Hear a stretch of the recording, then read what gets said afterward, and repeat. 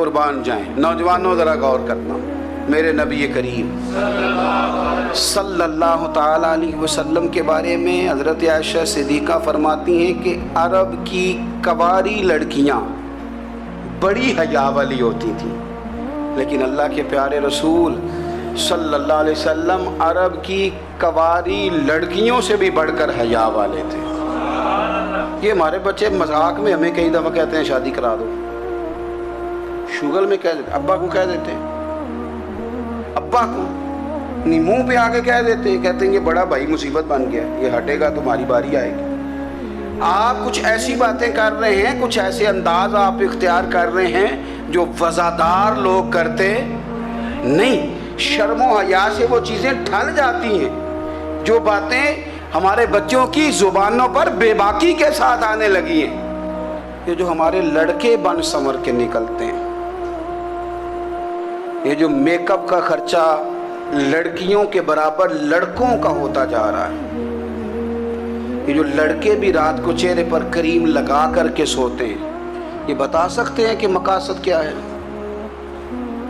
بتا سکتے ہیں؟ یعنی بچے بھی بغیر شیمپو کے بال نہیں دھوتے، مثلا کیا کرنا ہے آپ نے اس کا؟ بڑی بڑی قیمتی چیزیں جو ہیں وہ آپ نے رکھی ہوئی ہیں، مقصد کیا ہے؟ یہ جو ہمارے بچے بن سنور کے نکل رہے ہیں تو کیا دعوت دے رہے ہیں سوسائٹی کو؟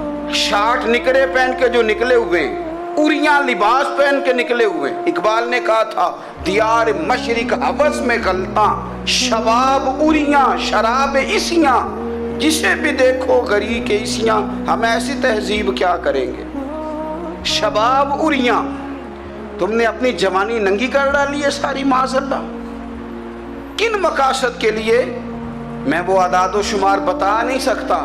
ہمارے ہاں گند سستا ہو گیا ہے، لوگوں نے گناہ تک پہنچنا آسان بنا دیا ہے۔ آپ دیکھ لیں گندگی دروازے پہ اور گند موبائل میں، کیسے بچائیں ان بچوں کو؟ کیا کریں؟ کلیجے پھٹتے، کبھی باتیں سوچتے ہیں تو سوچتے ہیں آنے والی نسل کو کہاں لے جائیں، کہاں چھپائیں، کیا ایسا کریں کہ یہ بچ جائیں۔ خدا را قربان جائیں حضرت عثمان غنی پر۔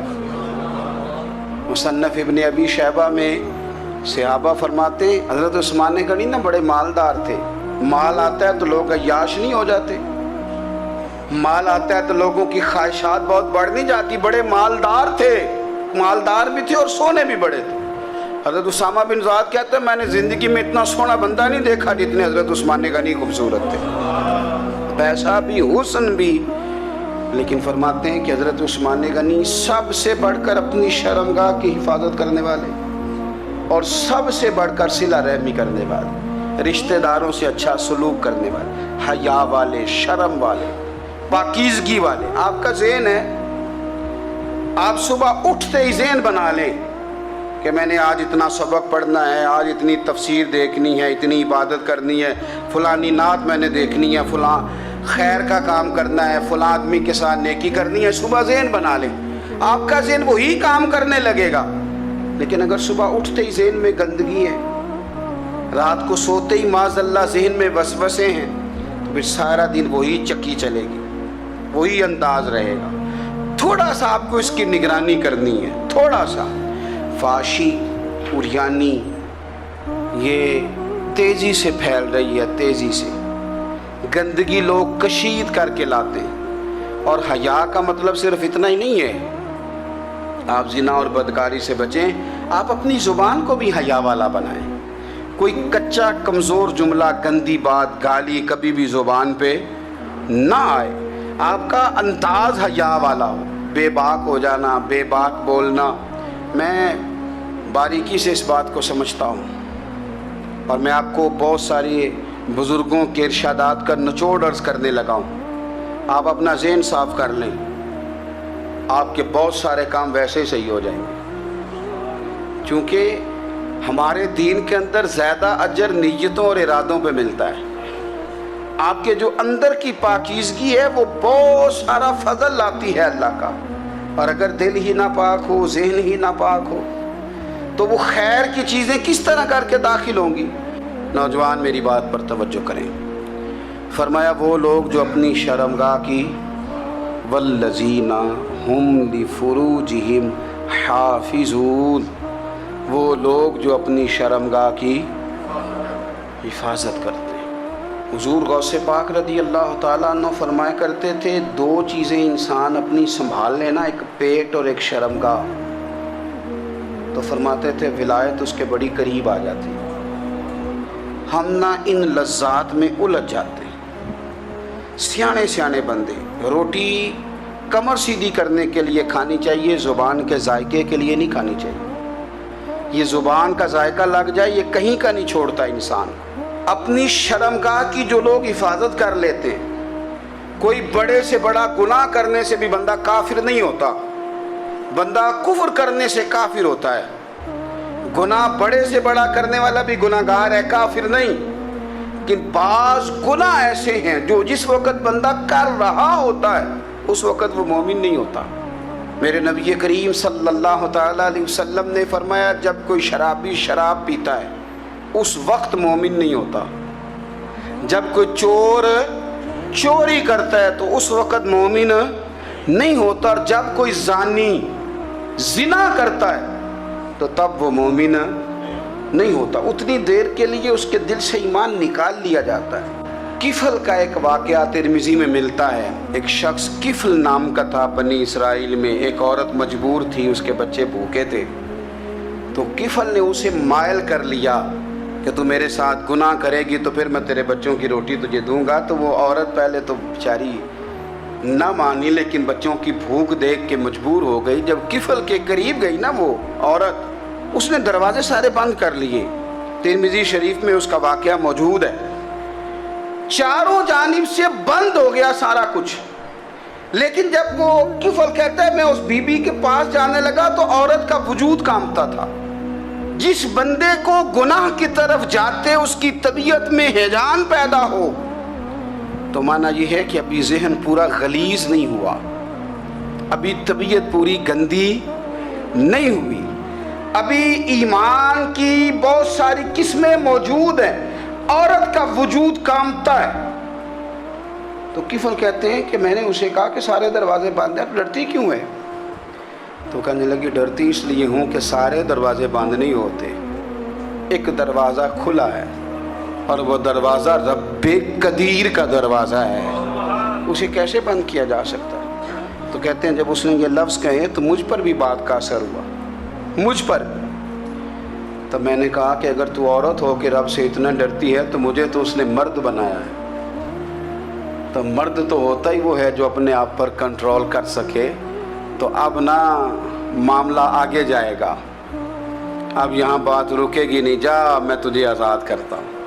عورت گئی، اس نے توبہ کی کفل نے، اور رات رو کے کہنے لگا مالک آج میں نے توبہ کی ہے تو میرے اوپر مہربانی کرنا، میری توبہ ٹوٹنے نہ پائے۔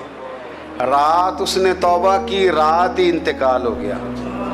لوگوں کو پتا تھا بڑا بے حیا ہے، بد کردار ہے، گناہ گار ہے، شاید لوگ اس کا چہرہ دیکھنے بھی نہ جاتے، پر مالک کریم ہے نا۔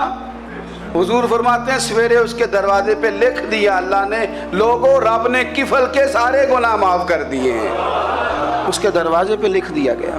جب آپ اپنی حفاظت کرنا چاہتے ہیں تو اللہ پھر اسباب بھی پیدا کر دیتا ہے۔ اپنی شرمگاہ کی، اپنی نظر کی آپ خوب حفاظت کریں۔ اور میں آپ کو ایک بات عرض کروں، ایک بندے کے باحیا ہو جانے سے نا، ایک بندے کے ٹھیک ہو جانے سے اس کے دائیں بائیں بے شمار لوگ ٹھیک ہو جاتے ہیں۔ نہ چاہتے ہوئے بھی آپ کی نیکی کا اثر آپ کے دوستوں پہ پڑتا ہے، نہ چاہتے ہوئے۔ اور ایک بندے کے بگڑ جانے سے اس کے دائیں بائیں بہت سارے لوگ بگڑ جاتے ہیں، بہت سارے لوگ بگڑ جاتے ہیں۔ آپ اگر اپنے لب و لہجے پر یہ پابندی لگا سکیں اور اپنے آپ کو اگر آپ سنبھال سکیں تو پھر یاد رکھیے گا بڑی ساری چیزیں بہتر ہو جائیں گی۔ اپنی شرمگاہ کی حفاظت کرنے والے الا علی ازواجہم، مگر یہ کہ اپنی بیویوں پر، او ما ملکت ایمانہم، یا اپنی شرعی باندیوں پر۔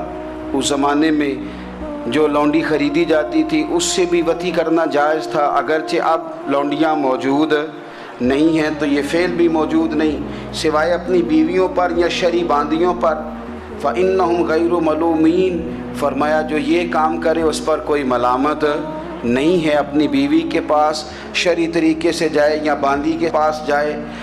फ़मन इब्तगा वरा ज़ालिका, और जो आदमी इसके बाद इस हद से बढ़े, इसके सिवा कुछ और करे जो बंदा, फरमाया फ़उलाइका हुमुल आदून, ये लोग हद से बढ़ने वाले हैं। जो लौंडियों और बांदियों के अलावा, अपनी बीवियों के अलावा किसी और जगह गंदगी करें, ये हद से बढ़ने वाले, हदों को क्रॉस करने वाले लोग हैं। फिर इरशाद फरमाया वल्लज़ीना हुम ली अमानातिहिम व अहदिहिम राऊन, और वो जो अपनी अमानतों और अपने वादों की रियायत करते हैं, अमानतें अदा करते हैं, वादे पूरे करते हैं। और वो लोग जो अपनी नमाजों की हिफाजत करने वाले हैं, जिनमें ये खूबियाँ आ गई। मेरा रब फरमाता है नमाज में खुशू वुज़ू हासिल हो गया, फजूलियात से बच गए, ज़कात अदा करने वाले बन गए, शर्मगाह की हिफाजत करने वाले बन गए,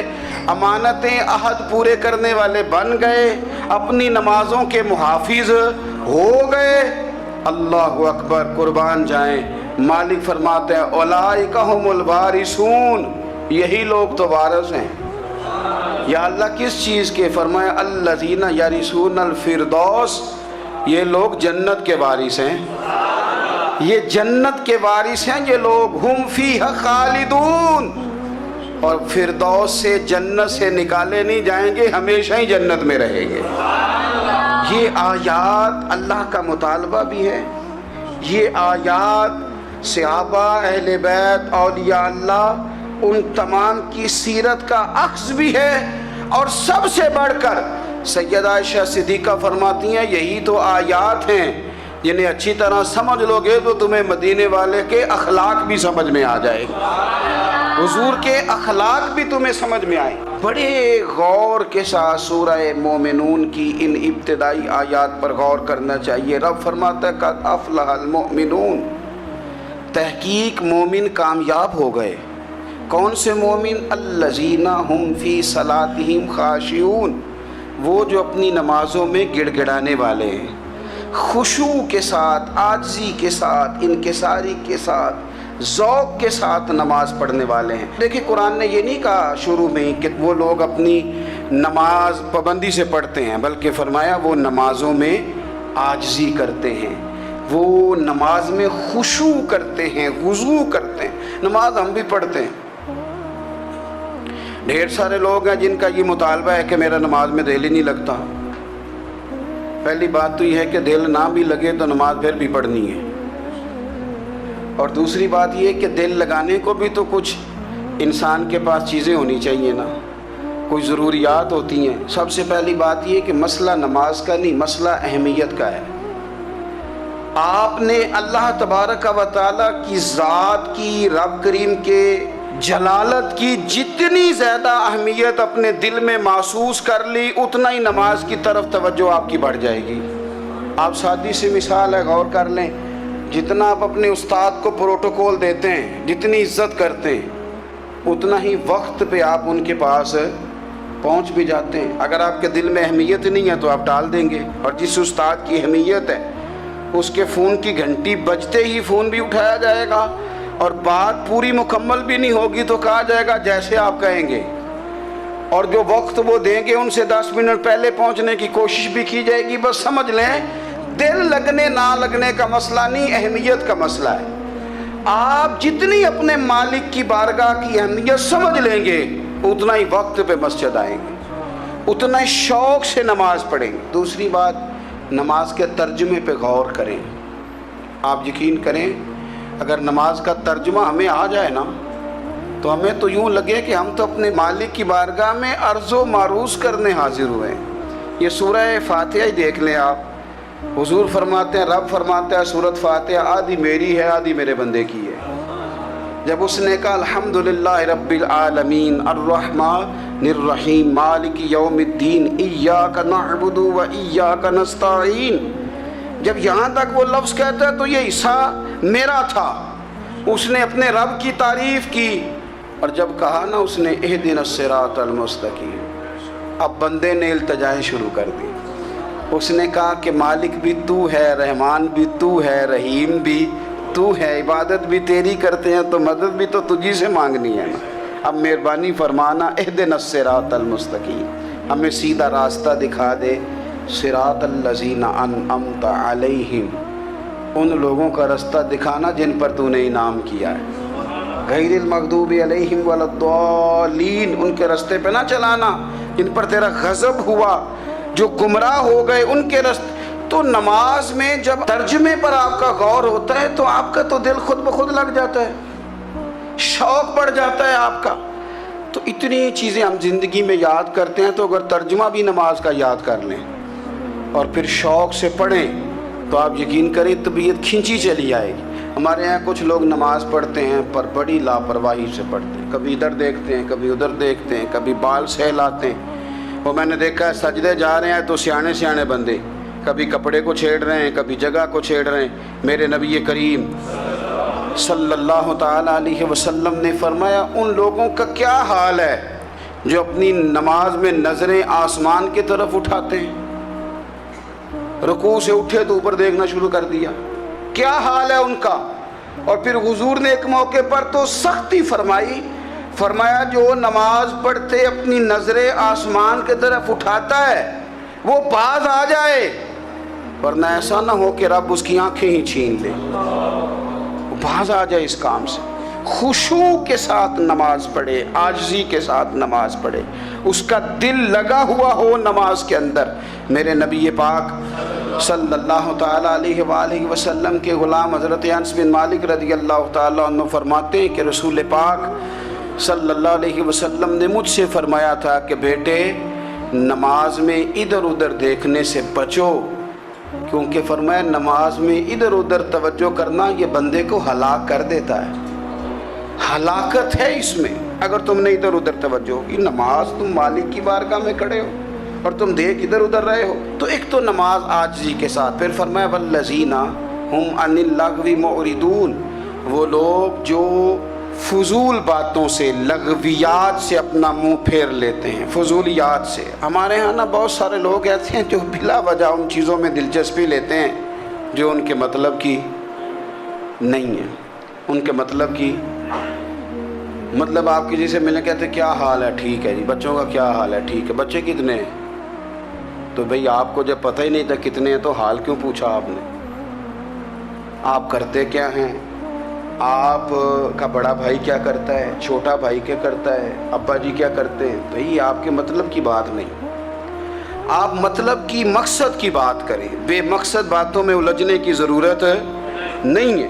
دیکھیں اپنا ادارہ میں چلاتا ہوں, اپنا گھر آپ چلاتے ہیں, اپنی ڈیوٹی آپ کرتے ہیں. آپ کو زیادہ بہتر پتہ ہے کہ آپ اپنا گھر کیسے چلا رہے ہیں. مجھے زیادہ بہتر پتہ ہے کہ میں مدرسہ مسجد, مجھے زیادہ بہتر پتہ ہے اس کے اندر کون سی اصطلاح کس طرح کرنی ہے. یہ مجھ سے زیادہ بہتر کوئی بندہ جانتا نہیں. اب ہم کیا کرتے ہیں, جب ہم دوسرے کے کام میں مداخلت کرتے ہیں تو دو نقصان ہوتے ہیں. ایک تو اس کے ساتھ ہمارا رائے کا اختلاف ہو جاتا ہے, اور دوسرا ہمارے اپنے بہت سارے کام رہ جاتے ہیں کیونکہ ہماری توجہ ہی دوسرے کی جانب تھی. اپنے بڑے سارے کام رہ جاتے ہیں. اس لیے بہت ساری ایسی چیزیں ہیں جن میں بلا وجہ کوئی مقصد نہیں. ہم پرانے لوگوں سے باتیں سنا کرتے تھے, ہمارے بزرگ کہا کرتے تھے جیڑے پنڈ جانا نہیں, جیڑے پنڈ جانا نہیں اودا راہ پوچھنے دی کی. لغویات میں نہ الجھے, فضولیات میں نہ الجھے, یعنی ٹو میں رہنا, ٹو میں. آپ یقین کریں میں نے پرسنلی طور پہ اس چیز کو محسوس کیا ہے کہ ہمارے بہت سارے اہم حقوق صرف اس لیے مس ہوتے ہیں کہ ہماری اپنے سے زیادہ توجہ سامنے والے پہ ہوتی. سامنے والے میں نے دیکھا بڑے بڑے عجیب سوال اور بڑے بڑے انوکھے سوال, مطلب یہ کہ اتنی لمبی چوڑی, اور لوگوں کو بڑا پتہ ہوتا ہے یہ فلاں آدمی جو ہے اس کے بچے کتنے ہیں, وہ بیاہ کہاں پہ ہیں, کس کس علاقے میں ان کی شادیاں ہوئی ہیں. اتنی تفصیلات کی ہمیں ضرورت نہیں ہے. ہم سے تو ہمارے بارے میں پوچھا جائے گا تو ہمیں اپنا معاملہ بڑا صاف ستھرا. دیکھیں کیا سونی بات کی مدینے والے رسول نے, قربان جائیں حضور کے جملوں پر. ایک شخص نے پوچھا حضور سونا اسلام کون سا ہے، خوبصورت مسلمان کون ہے؟ تو نبی پاک صلی اللہ علیہ وسلم نے فرمایا وہ خوبصورت مسلمان ہے جو بات اس کے مقصد کی نہیں بے معنی ہے وہ بات وہ چھوڑ دے، بے مقصد باتوں سے الجھنا جو بندہ چھوڑ دے وہ مسلمان بڑا سونا مسلمان ہے۔ ہم کمزور اس لیے ہوتے ہیں کہ ہماری توجہ زیادہ دوسروں کی باتوں پر پڑتی ہے۔ کچھ چیزیں ایسی ہوتی ہیں جو ہم فراخ دلی سے بانٹتے ہیں، اور کچھ چیزیں ایسی ہوتی ہیں جو مجبور ہو کر ہم دیتے ہیں۔ کئی دفعہ ایسا ہوتا ہے کہ سامنے والا کچھ زیادہ تکلیف میں ہوتا ہے اور ہمارے پاس بھی وسعت نہیں ہوتی، لیکن زیادہ اجر اسی بندے کو ملتا ہے جو تھوڑی تکلیف برداشت کرے اور سامنے والے کی تکلیف کو دور کرے۔ مدینہ منورہ میں قحط پڑ گیا تھا، غلہ نہیں ملتا تھا، تو قحط کے زمانے میں لوگ پھر چیزوں کو مہنگا کر کے بیچتے ہیں۔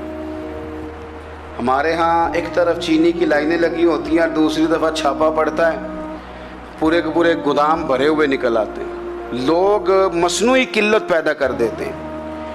حضرت عمر فاروق رضی اللہ تعالیٰ عنہ کے زمانہ نور میں قحط پڑ گیا تھا، گندم کا دانہ اس طرح ہو گیا تھا جس طرح سونا ہے۔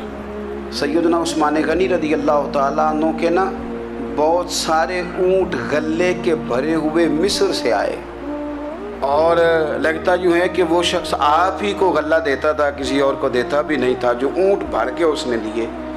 تو مدینہ منورہ کے اندر جب وہ مال پہنچا آپ کو بتانا یہ چاہ رہا ہوں کہ ساری تجارت بندوں سے نہیں کرنی چاہیے، کچھ اللہ سے بھی کرنی چاہیے۔ رب سے جو بندہ تجارت کرتا ہے وہ بڑا کامیاب ہوتا ہے۔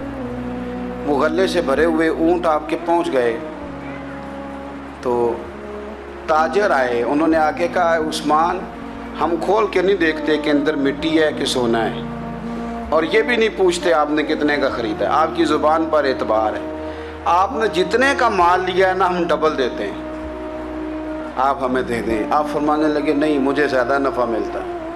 انہوں نے کہا 2 گنا، فرمایا نہیں زیادہ ملتا ہے، کہا 3 گنا، فرمایا زیادہ ملتا ہے۔ وہ کہنے لگے اس سے زیادہ تو کوئی تاجر ہے ہی نہیں جو زیادہ دے۔ فرمایا بس مجھے ملتا ہے نا۔ کہا کتنا ملتا ہے؟ فرمانے لگے لگتا ہے کہ اگر وہ تاجر زیادہ کرم نوازی کرے تو 700 گنا تو دے گا ہی، اور باقی کریم ہے۔ انہوں نے کہا جی نہیں اتنا نہیں ہم دے سکتے، پھر آپ بیچ لیں۔ یہ بات ہی سمجھ میں نہیں آتی۔ لوگ چلے گئے تو حضرت عثمان غنی مال اٹھا کے مسجد کے دروازے پہ لے گئے، جا کے کہنے لگے اے عمر اعلان کر دیں جس غریب کو گندم کی ضرورت ہے، آسانی کے دور میں نہیں دقت کے دور میں، جب لوگوں کو مل نہیں رہی چیز، جس کو ضرورت ہے وہ آئے اور آ کے لے جائے۔ جب جناب عثمان غنی کے اس غلے کا اعلان ہوا تو تاجروں کو اب مسئلہ سمجھ میں آیا کہ یہ 700 گنا کو بندہ نہیں دے رہا، یہ رب کریم عطا فرما رہا ہے۔ میرے عزیز کچھ سودے رب کے ساتھ بھی کریں۔ اگر کوئی بڑا ضرورت مند دروازے پہ آ جائے تو پھر اپنا نفع نقصان نہیں سوچنا، پھر تو رب کے ساتھ تجارت کرنی ہے۔ ضرورت مند کی ضرورت کا لحاظ کرنا یہ مسلمانوں کے ایک دوسرے کے قریب کرے گا۔ ہم کون ہوتے ہیں کسی کی حاجت پوری کرنے والے، ضرورت پوری کرنے والے؟ کرنے والا تو اللہ ہے۔ تو اگر رب ہمیں کبھی وسیلہ بنائے، ذریعہ بنائے، تو پھر ہمیں ذرا خوش دلی سے بننا چاہیے، ذوق اور شوق سے بڑھنا چاہیے، پھر ہمیں کمزور نہیں پڑنا چاہیے۔